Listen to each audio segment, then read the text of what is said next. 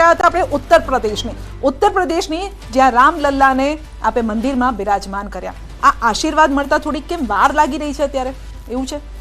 જો આ વખતની ચૂંટણીમાં એક સ્પષ્ટ વાત એવી પણ આવી કે પક્ષ અને વિપક્ષ જોઈએ. અનેક લોકોએ વાત કરી છે કે વિપક્ષ પણ મજબૂત હોવો જોઈએ, અને જે રાજનીતિના માહિર સ્ટેટ્સ છે એમાં ક્યાંક ને ક્યાંક આ વિષય પકડાય, એના કારણે મજબૂત વિપક્ષની અપેક્ષાએ પણ મતદાન થતું હોય છે. અને જે આ ટાઈપની પરિસ્થિતિ વર્ણવી રહી છે, કાંટાની ટક્કર, પરંતુ ભારતીય જનતા પાર્ટી પર સ્પષ્ટ જનાદેશ એ તમે જોઈ શકશો. હું તો એમ કહીશ કે નરેન્દ્રભાઈ મોદી પર ભાજપમાં મત આપેલા લોકોનો તો વિશ્વાસ છે, પરંતુ કોંગ્રેસમાં પણ જેણે મત આપ્યો છે એને પણ મોદી સાહેબ પર ભરોસો છે. વિષ્ણુભાઈ, આ એક અલગ ગણિત લઈને આવ્યા છે સાહેબ, પણ એ વસ્તુ એક મહત્વની છે જેમાં તેમનું કહેવું છે કે વિપક્ષને મજબૂત કરવાની વાત હતી, કે પછી આ વખતે લોકોએ ઇન્ડિયા ગઠબંધનને એક વિપક્ષમાં મજબૂત તરીકે જોયું કે ના એકલું કોંગ્રેસ નહીં બધા ભેગા થયા છે તો એના પર આપણે ટ્રાય કરી શકાય. મારી દ્રષ્ટિએ આમાં કોઈ વિરોધ પક્ષને મજબૂત કરવાની વાત છે નહીં. લોકોને બરાબર ખબર હતી, પણ લોકોની વચ્ચે આ વખતે સમાજવાદી પાર્ટીએ જે રીતની રમતો કરી છે એ આપણને અત્યાર ખબર નથી. અંદરૂની ઘણી વાત છે. ગઈકાલે જ હું મુંબઈ હતો અને યુપીના લોકો હતા ત્યાં સાથે, ત્યારે એમણે કહ્યું કે જે જૂની પદ્ધતિમાં બધું ઘણું આવે, બેન કે છે એવા શબ્દો હું નહીં વાપરું, પણ એ બધું મેળવીને એક કાસ્ટિઝમ ઊભું કર્યું છે અને જાતિવાદ, મુસ્લિમ વત્તા યાદવ એમ વાય હાલમાં જે છે કે ઇન્ડિયા અને એનડીએ નું જે આગળ પાછળ થવાનું ચાલી રહ્યું છે, શેર બજાર ગોથા ખાઈ રહ્યું છે, તેમાં 2100 પોઈન્ટનો કડાકો શેર બજારમાં થઈ રહ્યો છે. જ્યારે હું વાત કરી રહ્યો છું ત્યારે 2200 થઈ ગયો છે પોઈન્ટનો કડાકો. તો હાલમાં જે એક્ઝિટ પોલના આંકડા આવ્યા હતા, કેટલાક લોકો અહીંયા એ સમયે પણ ચર્ચામાં હતા અને જે આંકડા જોવા મળ્યા હતા, સોમવારે માર્કેટ એકદમ અલગ થઈ ગયું, પરંતુ હવે જે છે તે માર્કેટ ગોથા ખાઈ રહ્યું છે. અને સૌથી વધારે મહત્વની વાત, વલણમાં રાજપાલસિંહ જાદવ હવે 1.5 લાખ મતથી આગળ ચાલી રહ્યા છે. કચ્છમાં 6 રાઉન્ડ પૂર્ણ થઈ ગયા છે. વિનોદ ચાવડા આગળ ચાલી રહ્યા છે. વિનોદ ચાવડા 31,000 મતની લીડથી વધુ આગળ ચાલી રહ્યા હોવાની જાણકારી મળી રહી છે. અને પંચમહાલથી સતત જે લીડ છે તે વધારતા ભાજપના ઉમેદવાર જોવા મળી રહ્યા છે. જામનગરમાં પણ લીડ વધી ગઈ છે. 45,000નો આંકડો જે જાણકારી છે તે પ્રમાણે આવ્યો છે. દીવ દમણ બેઠક ત્રીજા રાઉન્ડના અંતે અપક્ષ ઉમેશભાઈ બાબુભાઈ પટેલ 5,517 મતથી આગળ ચાલી રહ્યા છે. રાજકોટની અંદર રૂપાલાની લીડ 2.5 લાખની થઈ ચૂકી છે.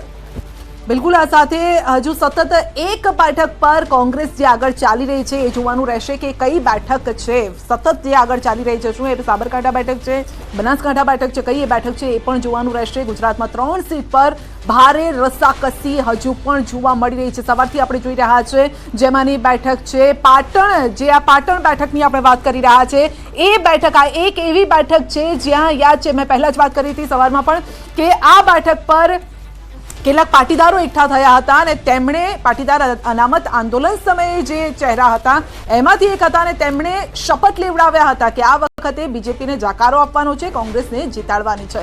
શું એ પાટીદારોએ કોંગ્રેસ તરફી મત આપ્યા છે કે શું?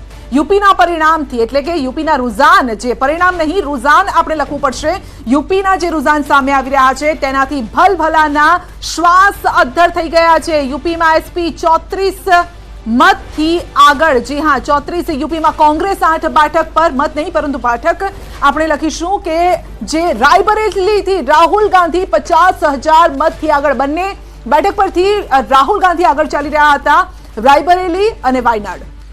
વધુ એક મહત્વની જાણકારી એ પણ છે કે અયોધ્યાથી એસપી આગળ ચાલી રહ્યું છે. અહીંયા આગળ ચોંકાવનારી વાત એ છે કે જ્યાં આગળ રામ મંદિરની વાત થઈ, રામલલ્લા બિરાજમાન થયા, યુપીમાં એસપી 34 બેઠક પર, યુપીમાં કોંગ્રેસ 8 બેઠક પર. કોંગ્રેસને જતું કરવું કોંગ્રેસ માટે યુપીમાં સફળતાપૂર્વક રહ્યું હોય તેવું હાલમાં લાગી રહ્યું છે. હજી સુધી એકેના પરિણામ નથી આવ્યા. આ વલણ છે ક્ષત્રિય આંદોલનના એપિસેન્ટર રાજકોટથી પણ મોટા સમાચાર કે જેમાં રૂપાલા જે છે તે સતત આગળ ચાલી રહ્યા છે. લીડ જે છે તો તેમની સતત વધી રહી છે. 2.5 લાખની લીડ, 1,72,000 મતથી વધુ મતથી તેઓ આગળ ચાલતા જોવા મળી રહ્યા છે. અહીંયા પણ લીડ જે છે તે ખૂબ જ મોટી થતી જોવા મળી રહી છે. પંડ્યા સાહેબ, એ જ વાત કે એક તરફ યુપીના કંઈક અલગ આંકડા વિચાર્યા હતા, તેના બદલે રાજકોટની અંદર જે આંકડા વિચાર્યા હતા બધું બદલાઈ રહ્યું છે. ગુજરાતનું સમીકરણ જે વિચાર્યું હતું તે બદલાઈ ગયું, યુપીનું સમીકરણ જે વિચાર્યું હતું તે બદલાઈ ગયું છે. એ રાજકોટમાં આપણે કઈ વલણ બદલાયું નથી, આ જ થવાનું હતું. અચ્છા, એટલા માટે મેં શરૂઆતથી કહ્યું કે જનસંઘના સમયથી આ ઘટ રહ્યો છે. કાર્યકર્તા મજબૂત છે આખા જિલ્લામાં. ચીમનભાઈ શુક્લથી માંડીને હરિસિંહ ગોહિલ અને આ 3 ચીફ મિનિસ્ટરો આ એક સાથે રાજકોટે આપ્યા છે. એટલે રાજકોટનો કાર્યકર્તા બિલકુલ મજબૂત છે અને બીજી કોઈ અસર નથી થતી. અચ્છા. અને ત્યાંનો ક્ષત્રિય મતદાર પણ રૂપાલાને મત આપ્યો હોય એવી સંભાવના છે. બિલકુલ બિલકુલ. પરંતુ સવાલ અહીંયા ઇન્ટરેસ્ટિંગ ઉત્તર પ્રદેશ છે, કારણ કે પ્રશાંતભાઈ, ઉત્તર પ્રદેશ માટે એવું કહેવાય છે કે એટલે દેશને દિલ્હીમાં રાજ કરવું હોય, દેશમાં રાજ કરવું હોય તો વાયા ઉત્તર પ્રદેશ જવું જ પડે. અને રામલલ્લાના આશીર્વાદ ખબર નથી હવે કોને મળશે. રુઝાન બહુ ઇન્ટરેસ્ટિંગ આવી રહ્યા છે અત્યારે જે છે. બિલકુલ યુપીનું જે પરિણામ બધી રીતે, કારણ કે 2014માં 73 સીટ, 2019માં 63 સીટ, અને આપણને એવું હતું કે નાની મોટી અસર ગણો, નેગેટિવિટી સી. હમણાં પંડ્યા સાહેબ વાત કરતા હતા. પંડ્યા સાહેબ, આમાં કેવું છે, છેલ્લા 10 વર્ષમાં ઓવરઓલ સિનારીઓ પ્રમાણે લોકો ભેગા થાય ઓટોમેટિક. ક્યાંક ને ક્યાંક કોઈકની નારાજગી હોય, પછી કમ્યુનલ નારાજગી હોય, ક્યાંક ને ક્યાંક હિન્દુ મુસ્લિમ વાળી નારાજગી હોય, એટલે બધા એક તરફી, કારણ કે 10 વર્ષથી એકનું એક શાસન જોતા હોય, એટલે આને કેવી રીતે રોકવાનો પ્રયત્ન કરી શકે. જેમ તમે કહેતા કે હમણાં જે ધ્રુવીકરણ સમાજવાદી પાર્ટીએ કર્યું છે. એક મિનિટ, આપણે રોકીએ. બ્રેકિંગ આવી રહ્યા છે અને હિમાચલ પ્રદેશના મંડીમાં કંગનાનો ડંકો વાગ્યો છે. જી હા, કંગના રનૌત આગળ ચાલી રહ્યા છે. 30,000 મતથી તેઓ આગળ ચાલી રહ્યા છે. અમેઠીથી સ્મૃતિ ઈરાની 18,000 મતથી પાછળ છે. સ્મૃતિ ઈરાની સતત પાછળ ચાલી રહ્યા છે. આ પણ હવે સમીકરણો ખબર નથી કઈ રીતે આ બદલાઈ શકે છે. જી, continue. અમેઠી અને રાયબરેલી આ વખતે ક્યાંક ને ક્યાંક કોંગ્રેસને પાછું આવવાનું હતું. એ કમબેક છે. એના 2 કારણ આપું તમને. જેમ રાહુલ ગાંધી વિશેનો પ્રચાર થતો હતો કે એ આટલા વર્ષો દેખાયા નથી, અને સ્મૃતિ ઈરાનીએ બાજી મારી 19માં, રાહુલ ગાંધીને હરાયા. એ જ રીતે આ 5 વર્ષમાં સ્મૃતિ ઈરાનીને દેખાયા નથી. એવું ત્યાંની સ્થાનિક જનતા તો ઘર બનાવી લીધું ત્યાં. તો પણ ઘર બનાવવાથી ત્યાં સ્થાનિક પ્રશ્નોનું નિરાકરણ નથી આવતું ને. માત્ર સંસદ ઓવરઓલ પિક્ચર જે બહાર આવે છે કે સ્મૃતિ ઈરાની પણ 5 વર્ષ અમેઠીમાં એવા નથી દેખાયા, એવા જોડે નથી ઉભા રહ્યા કે જે જનતાની વચ્ચે રહેવું જોઈએ. જો રાહુલ ગાંધી નહોતા દેખાયા. એક્ઝિટ પોલ ની આપણે વાત કરતા હતા. એક્ઝિટ પોલ જે આવ્યા અને હવે જે રુઝાન આવી રહ્યા છે, આંકડો ક્યાં સુધી આપને શું લાગે છે? આઈ થિંક એક્ઝિટ પોલના દિવસો પણ આપણે જોડે હતા અને ત્યારે આપણે વાત થતી હતી કે 325 એનડીએ ક્રોસ ન કરી શકે ઓવરઓલ. અને આપણે જે હમણાં વાત થઈ મજબૂત વિપક્ષની જરૂર છે. કદાચ આ જો 353ની સીટ પણ જનતાએ જ આપી હતી ગઈ વખતે, 303 સીટ બીજેપીને પણ જનતાએ જ આપી હતી. તો આ વખતે જનતા જ નક્કી કરી રહી છે. અને ઓવરઓલ બેલેન્સિંગ જે થઈ રહ્યું છે બહુ બધા રીઝનથી થઈ રહ્યું છે. એવું નથી. હા, મોદી સાહેબ એનડીએના કામ બોલે છે અને એ કામના હિસાબે આમ જોઈએ તો બીજેપીએ કયા દિવસે 272 સ્પષ્ટ બહુમતીથી મોદી સાહેબ આવ્યા પછી બનાવી છે, જ્યારે બનાવી છે ત્યારે. એમ અત્યારે બી ઓવરઓલ સ્પષ્ટ ચિત્ર એટલું તો છે કે ભાઈ બીજેપી એટલું લીડ કરી રહ્યું છે. ભલે એકલા હાથે બહુમતી નહીં બનાવે, એનડીએની સરકાર બની રહી છે. એક્ઝિટ પોલ ક્યાંક ને ક્યાંક દિશા આપતું હતું કે એનડીએની સરકાર બની રહી છે. એક મિનિટ પ્રશાંતભાઈ રોકી રહ્યો છું. બનાસકાંઠાથી હવે આગળ આવી ગયા છે જે રેખાબેન છે તે 20,000 મતથી. શરૂઆતમાં ગેનીબેન આગળ હતા, પરંતુ હવે રેખાબેન આગળ આવી ગયા છે. કચ્છથી વિનોદ ચાવડા 56,000 મતથી આગળ ચાલી રહ્યા છે. કચ્છથી પણ એ પિક્ચર બદલાઈ ગયું છે. બનાસકાંઠાથી રેખાબેન ચૌધરી 19,552 મતથી આગળ ચાલતા જોવા મળી રહ્યા છે. તો ઉત્તર ગુજરાતમાં જે એક બેઠકની આશા હતી તે નહીં, પરંતુ પાટણ એકમાત્ર હવે બેઠક બચી છે કોંગ્રેસ માટે ગુજરાતમાં કે જ્યાં આગળ લીડમાં ચાલી રહ્યું છે. અને તે લીડ પણ ખૂબ જ નાની છે. કદાચ સરસાઈ તેમાં પણ મેળવી લેવાય તે પ્રમાણેની પરિસ્થિતિ છે. પરંતુ મોટા ભાગના તમામ વિસ્તારોની અંદર, ગુજરાતની અંદર જે પેટા વિધાનસભાની ચૂંટણીઓ છે, તમામ જગ્યાએ ભાજપ હાલમાં લીડ કરી રહ્યું છે અને 303 પર એનડીએ છે. જ્યારે ભાજપ માટે ઝાટકા સમાન કદાચ અત્યારે નહીં કહી શકાય કે 247 બેઠકો ઉપર જ દેશમાં તે આગળ ચાલી રહ્યું છે. કારણ કે 543 બેઠકોના વલણ હવે સ્પષ્ટ થઈ ગયા છે, જેમાં 304 ઉપર કે 303 ઉપર એનડીએ આગળ છે, પરંતુ ભાજપ હજી 250 પર નથી પહોંચી શક્યું. જ્યારે ઇન્ડિયા ગઠબંધન સારું કરી રહ્યું છે, 225 પર છે, અને કોંગ્રેસ હજી પણ 90ની આસપાસ છે. શક્યતાઓ છે કે તેમાં પણ સુધારો જોવા મળી શકે છે. બિલકુલ. તો લોકસભા ચૂંટણીના જે પરિણામ રુઝાન સામે આવી રહ્યા છે, જેમ જેમ આ પરિણામની નજીક જઈ રહ્યા છે તેમ બીજેપીમાં પણ ઉત્સાહ અત્યારે વધી રહ્યો છે. કાર્યકર્તાઓ પણ ગાંધીનગર કમલમ ખાતે તેઓ એકઠા થવાનું શરૂ થયું છે. થોડા સમયમાં જ સીએમ પણ ત્યાં પહોંચશે, ભૂપેન્દ્રભાઈ પણ ત્યાં પહોંચશે, કમલમ પહોંચશે અને કાર્યકર્તાઓનો ઉત્સાહ વધારશે. કારણ કે ગુજરાતમાં જે પ્રકારની સ્થિતિ અત્યારે જોવા મળી રહી છે તેને જોઈને ભલે બીજેપી આ વખતે કહેવાય કે સેલિબ્રેશન નથી કરવાનું, પરંતુ કાર્યકર્તાઓએ જે કામ કર્યું છે એમનો ઉત્સાહ મોરલ વધારવું પણ એટલું જ જરૂરી છે. રાજકોટની ઘટનાના કારણે પાર્ટીએ નક્કી કર્યું છે કે કોઈ પણ સીટ ઉપર સેલિબ્રેશન નહીં કરવું. પરંતુ ગેધરિંગ એ જરૂરી છે અને એટલા માટે પરંપરાગત કાર્યાલય ઉપર માન્ય પ્રદેશ અધ્યક્ષ અને મુખ્યમંત્રી શ્રી આવતા હોય છે અને કાર્યકર્તાઓની વચ્ચે રહીને એક ઉત્સાહ વધારતા હોય છે. આપ જોઈ શકો છો કે આ જે જાહેરાત થઈ છે એ ગુજરાતની ટ્રીમેન્ડસ જીતની જાહેરાત થઈ રહી છે અને એટલા માટે કમલમમાં કાર્યકર્તા એકત્રિત થઈ રહ્યા છે.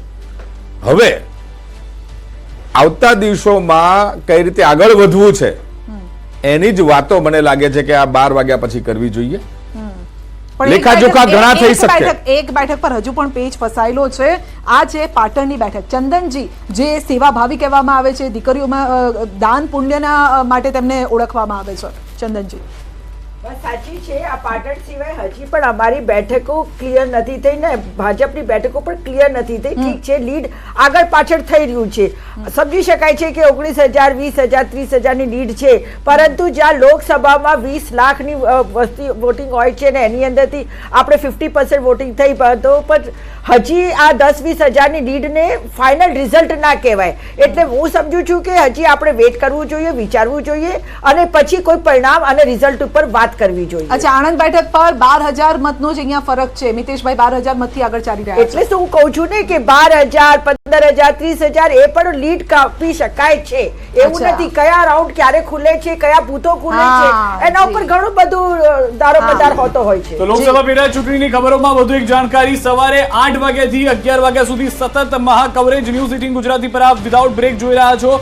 પરિણામોની પળે પળની ખબર આપી રહ્યું છે ન્યૂઝ 18 ગુજરાતી. અને જ્યાં સુધી સરકાર નહીં બને ત્યાં સુધી વિરામ પણ અમે લેવાના નથી. દેશમાં 2000 થી વધુ રિપોર્ટરો આંકડાઓ આપી રહ્યા છે. દિવસભર સચોટ અને સૌથી ઝડપી પરિણામ ન્યૂઝ 18 ગુજરાતી પર અમે આપને બતાવી રહ્યા છે અને સતત સવારના 7:30 થી વગર બ્રેક પર અમે આપને એક આંકડા બતાવ્યા છે. સૌથી વધારે મહત્વની વાત એ છે કે કાંટાની ટક્કર આ વખતે ઇન્ડિયા અને એનડીએ વચ્ચે. એક તરફ પ્રશાંતભાઈ અહીંયા ટૂંકમાં એ પણ પ્રતિક્રિયા, ભલે અહીંયા આગળ એનડીએ જીતે છે પરંતુ કદાચ આ પહેલા પણ ચર્ચા હતી કે એક મનોબળ ઉપર અસર થઈ જશે કે આંકડા ખૂબ જ ઓછા છે અને ઇન્ડિયા ભલે હારે છે પણ એ મનોબળ અસર થશે કે આંકડા ખૂબ જ વધારે છે. જેમ હું પહેલા કહેતો હતો કે કદાચ ગુજરાતમાં કોંગ્રેસ એક સીટ જીતે ને તે ભાજપ હાર્યું કહેવાય, કોંગ્રેસ જીત્યું ના કહેવાય. બરાબર? એમ ઓવરઓલ જે 350 કે જે એમની ભાજપની જે મજબૂતાઈ છે અને મોદી સાહેબના વિઝનને લઈને ભાજપે જે આખા દેશમાં પ્રચાર કર્યો છે એનડીએ માટે, અને એમાં આ જે સીટ આવે એટલે પરફોર્મન્સ એમનું નબળું કહેવાય. હવે આ પરફોર્મન્સ આપણે બધી રીતે જોવું પડે 360 ડિગ્રી ચારે દિશાએ કે આમાં એનડીએના ઘટક પક્ષોની ટોટલ સીટો પહેલા તો કેટલી આવે, કારણ કે ભાજપ અત્યારે 250 થી નીચે છે. હવે 250 થી નીચે આવશે તો શું ભારતીય જનતા પાર્ટી, આરએસએસ આ બધા ભેગા થઈને જે નરેન્દ્ર મોદી ઉપર એકલા હાથે જે મૂકેલો વિશ્વાસ છે એ આ જ વિશ્વાસ આગળ કેટલો વધારે છે. બીજું આ ઘટક પક્ષો છે, વાજપેયીની સરકાર એક વોટથી જ પડી હતી, ઘટક પક્ષો જોડે જ હતા. એમ આ 303 એટલે 273 માં 30 જ સીટો વધારે કહેવાય. અને 30 સીટમાં નીતિશ કુમાર કે બીજેડી જેવા કે શિવસેનાનું જે તૂટેલું ગ્રુપ છે એ બધું કન્ટિન્યુ કરશે 5 વર્ષ આમની સાથે, કારણ કે અલ્ટિમેટલી આપણે શું હોય છે મજબૂતાઈ હોય તો સરકાર 5 વર્ષ. નીતિશ કુમારની વાત કરી, હાથમાં તો કમળ પકડીને પ્રચાર કરતા હતા. પ્રચારની વાત અલગ હતી, કારણ કે એ વખત એમને બીક હતી 400 પાર લઈ આવશે આ લોકો. અચ્છા, અચ્છા. એમનો પણ એ વિશ્વાસ હતો. હા, પણ આની સાથે બીજો એક સવાલ, તમે ઘટક પક્ષોની વાત કરી છે ત્યારે યાદ આવે છે અરવિંદ કેજરીવાલનું એ સ્ટેટમેન્ટ, આપને પણ બહુ સારી રીતે યાદ હશે કે ભાઈ આ ચૂંટણી અમિત શાહ માટે લડાઈ રહી છે. તેમણે આ પ્રકારનું જે સ્ટેટમેન્ટ આપ્યું હતું એ કેમ આપ્યું હતું? લોકોને ગુમરાહ કરવા માટે આપ્યું હતું આ પ્રકારનું? એટલે એક આમાં શું છે, મોદી શાહની જોડી જેમ આપણે વાજપેયી અને અડવાણીજીની જોડી ગણાતી હતી કે વાજપેયી પછીના ઉત્તરાધિકારી અડવાણીજી જ હોઈ શકે, એમ અત્યારે આખા દેશમાં એક એવો માહોલ કે ભાઈ, કારણ કે મોદી સાહેબના પછી કંઈ બી ડિસિઝન થી લઈને બધામાં આગળ રાજનાથસિંહ કે નીતિન ગડકરી તો છે નહીં, જે છે અમિત શાહનો ચહેરો વધારે પડતો આગળ, એટલે એક ઉત્તરાધિકારી તરીકે આમ પ્રસ્થાપિત થતા હોય એવું એક માહોલ દેખાય છે. એટલા માટે એમણે કીધું હતું કે 75 વર્ષની બી વાત એમણે દોરાઈ હતી કે 75 થશે પછી શું એ રિઝાઇન કરશે તો અમિત શાહ બનશે, તો શું તમે અમિત શાહ માટે આ એંગલથી એમણે વાત કરી હતી. પણ બીજેપી આખો ખેલ અલગ છે. મેં કીધું હજી બી તમે જુઓ, કદાચ બીજેપી 273 એકલા હાથે ક્રોસ ના કરે તો સાંજ પડે વાતાવરણ આખું અલગ હોઈ શકે, ચેન્જ થઈ શકે, ચેન્જ થઈ શકે. આ સ્ટેટમેન્ટ વિશે શું કહેશો? હા, આ વિષય રાજકીય વિશ્લેષક તરીકે પ્રશાંતભાઈ ખૂબ સરસ રીતે મૂકી બધાને મજા લાવી શકે છે, પણ આ મજાનો વિષય નથી. બહુ સ્પષ્ટ કહું છું કે ભારતીય જનતા પાર્ટીની સ્પષ્ટ બહુમતી આવશે અને એટલે જ કહું છું સ્પષ્ટ બહુમતી હોય, પીએમ મોદી હોઈ શકે છે, એમ સ્પષ્ટ બહુમતી થાય. ચર્ચા છે 272 સીટો આવે એટલે ક્લિયર થઈ ગયું. પણ એનડીએ સરકાર એનડીએ બને છે પણ પીએમ મોદી સાહેબ હશે અરે કે પણ મારું હું એવું કહું છું માનવું કે છે. 272 આવે એટલે એક લાગે વાત કરે છે. તો પછી સાથી પક્ષોનો સહયોગ લેવાનો છે. પણ તમે જે કહો છો એવું કદાચ નહીં બને, એ થોડી વહેલી વાત છે. ઓકે. ભારતીય જનતા પાર્ટી 395 કે 400 ની સુધી પહોંચશે આવો મારો આશાવાદ છે. એનડીએ હા. મારો આશાવાદ છે. અને આ પરિણામો જ્યારે પૂર્ણ થશે ત્યારે ચિત્ર આપ જોઈ શકશો. ઠીક છે, સૌરાષ્ટ્રથી અપડેટ મળી રહી છે. અંકિત પણ અમારી સાથે જોડાઈ ગયા છે. અંકિત સાથે સીધી વાત કરીશું. અંકિત, જે રીતનો માહોલ હતો, જે રીતનું કવરેજ અત્યાર સુધી કરવામાં આવ્યું છે, સૌરાષ્ટ્રની અંદર આખો માહોલ હવે મતદાનની સાથે અલગ જોવા મળી રહ્યો છે મતગણતરી સાથે.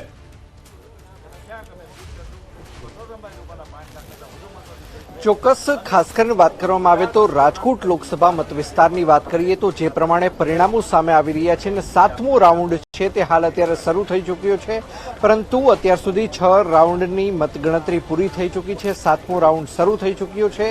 એક પણ રાઉન્ડની અંદર પરેશ ધાનાણી છે તે આગળ જોવા નથી મળ્યા.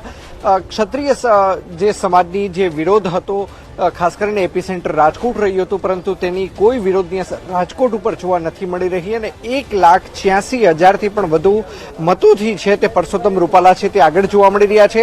ત્યારે ભારતીય જનતા પાર્ટીના પ્રવક્તા છે તે આપણી સાથે છે, રાજુભાઈ ધ્રુવ સાથે વાતચીત કરીશું. રાજુભાઈ, શું કહેશો, ક્ષત્રિય સમાજના વિરોધની કોઈ પણ અસર રાજકોટ સીટ ઉપર હાલ પરિણામમાં જોવા નથી મળી રહી? માનું છું કે દેશની પ્રજા, ગુજરાતની પ્રજા, સૌરાષ્ટ્રની પ્રજા, રાજકોટની પ્રજા નરેન્દ્રભાઈ મોદીને ત્રીજી વાર વડાપ્રધાન બનતા જોવા માંગતી હતી. નરેન્દ્રભાઈ વડાપ્રધાન બનાવવાની હેટ્રિક નોંધાવે એવું સૌરાષ્ટ્રની પ્રજા, રાજકોટની પ્રજા ઈચ્છતી હતી. દેશની એકતા, અખંડિતતાની વાત હોય, પ્રમાણિક પારદર્શી શાસનની વાત હોય, ત્યારે પ્રજાએ નરેન્દ્રભાઈ મોદીને પસંદ કર્યા છે. નરેન્દ્રભાઈ મોદી વડાપ્રધાન બને એટલા માટે ભારતીય જનતા પક્ષના સૌરાષ્ટ્રના તમામ સંસદ સભ્યો, લોકસભાના ઉમેદવારો જંગી બહુમતી સાથે આજે આગળ વધી રહ્યા છે. ત્યારે હું માનું છું સમાજના તમામ વર્ગોએ દેશની એકતા, અખંડિતતાને મત આપ્યો છે, વડાપ્રધાન નરેન્દ્રભાઈ મોદીને મત આપ્યો છે. ત્યારે હું આજે સ્પષ્ટપણે કહીશ કે સમાજના તમામ વર્ગો વિકાસની સાથે રહ્યા છે, નરેન્દ્રભાઈ મોદીની સાથે રહ્યા છે. વડાપ્રધાન પદે નરેન્દ્રભાઈ મોદી હોય, ગુજરાતમાં મુખ્યમંત્રી પદે ભૂપેન્દ્રભાઈ પટેલ હોય, અમારા પ્રદેશ અધ્યક્ષ આદરણીય સી આર પાટીલજી હોય, આ સૌએ જે રીતે વડાપ્રધાન નરેન્દ્રભાઈ મોદીનો સંદેશો લઈ અમે કાર્યકર્તાઓની સાથે ઘર ઘર સુધી અમે પહોંચ્યા, વડાપ્રધાનનો સંદેશો પહોંચાડ્યો, લોકોએ વડાપ્રધાનનો સંદેશો સ્વીકાર્યો અને જંગી માત્રામાં હીટવેવની આગાહી હતી, છતાં પણ આવી ગરમીમાં પ્રજાએ મતદાન કર્યું અને એ મતદાન સંપૂર્ણપણે ભારતીય જનતા પક્ષની તરફેણામાં હતું. એ મતપેટી દેખાડી રહી છે. ખાસ કરીને સૌરાષ્ટ્ર કચ્છની 8 સીટ પરની વાત કરીએ તો સતત છે તે ભારતીય જનતા પાર્ટીના ઉમેદવારોની લીડમાં વધારો થઈ રહ્યો છે. આ વિશે આપનું શું કહેવું છે? અમે અગાઉ પણ કહ્યું હતું કે અમારા અધ્યક્ષશ્રીએ પણ જાહેરાત કરી હતી કે 5 લાખ કરતાં વધુ લીડ. અમને ભરોસો હતો, અમને ભરોસો પ્રજા પર હતો, પ્રજાને ભરોસો નરેન્દ્રભાઈ મોદી ઉપર હતો, નરેન્દ્રભાઈ મોદીને ભરોસો સૌરાષ્ટ્રની પ્રજા ઉપર, રાજકોટની પ્રજા પર હતો અને પરસ્પર આ ભરોસાની વાત ભારતીય જનતા પક્ષને વિજય બનવા તરફ દોરી જઈ રહી છે. ત્યારે હું માનું છું આજના જે પરિણામો છે એ નરેન્દ્રભાઈ મોદીની લોકપ્રિયતા, નરેન્દ્રભાઈએ જે પ્રમાણિકતા, પારદર્શિતા સાથે સુશાસન આપ્યું છે, આ એનો વિજય છે. વડાપ્રધાન નરેન્દ્રભાઈ મોદી ત્રીજી વાર એક મોટા સમાચાર ગાંધીનગરથી મળી રહ્યા છે. ગાંધીનગરમાં અમિત શાહની લીડ 3,50,000થી વધુ થઈ ગઈ હોવાની જાણકારી છે. અમિત શાહ 3.5 લાખની લીડથી આગળ ચાલી રહ્યા હોવાની જાણકારી છે. ગાંધીનગરનો મુકાબલો જે પહેલેથી ચર્ચા કરી રહ્યા હતા તે પ્રમાણે એક તરફી થઈ ગયો છે.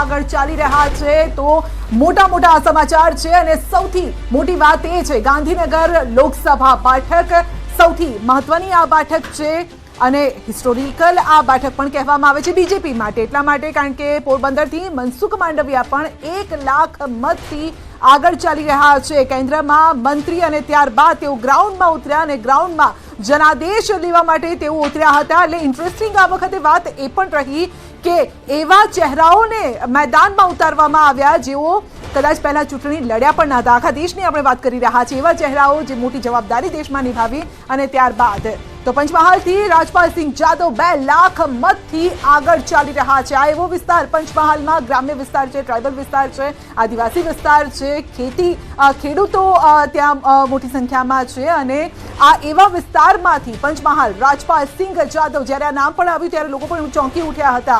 તો તેઓ પણ 2 લાખથી વધુ મતથી આગળ ચાલી રહ્યા છે.